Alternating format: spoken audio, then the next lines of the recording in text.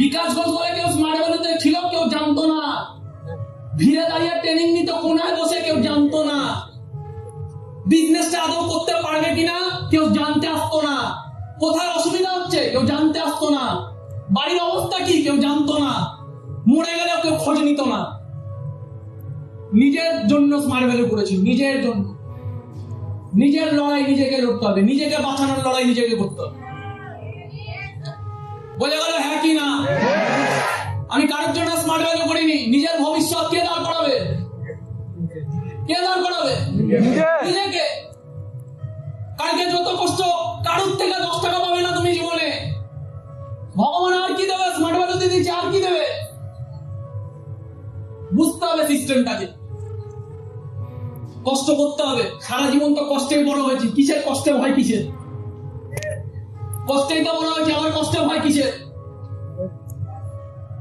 আমরা যে বাড়িতে থাকতাম সেই বাড়িতে এরকম বৃষ্টি যখন হতো, খাটের মধ্যে সবাইকে এইভাবে কোনায় বসে থাকতে হতো, কারণ ঘরের মধ্যে এতখানি জল, রান্না করার জায়গা নেই। ওই ঘরে তো বড় হয়েছি। কিসের ভয়? কত গরিব হয়ে যাব?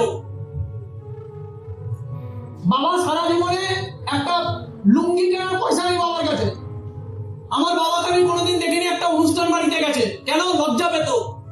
কারণ আত্মীয় স্বজনরা পরিচয় দিত না আমার বাবাকে, রিক্সা চালায় তাই। আমার বাবার আত্মসম্মানে লাগতো, তাই আমার বাবা কোনোদিন অনুষ্ঠান বাড়িতে যায়নি।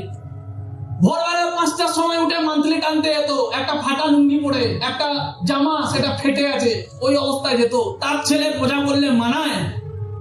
তার ছেলে স্মার্ট ভ্যালু করবে না, মানায়? তার ছেলে যদি বলে আমার সম্মানে লাগে, মানায়? তার ছেলে যদি বলে স্বপ্ন দেখতে ভয় লাগে, মানায়? তার ছেলের একটাই স্বপ্ন থাকা উচিত, জীবনে দাঁড়াতে হবে। Yes or no? রোদের মধ্যে 20 টাকা বাঁচানোর জন্য মা হেঁটে যায়, অটো ভাড়া নেয় না, 20 টাকা বাঁচবে তাই। তার ছেলে গাড়ি কেনার যদি অকাত থাকে, গাড়ি কেনার ক্ষমতা থাকে, গাড়ি কেনার একটা প্ল্যাটফর্ম থাকে, আর আমাদেরকে কেউ 50,000 টাকার কাজ দেবে না।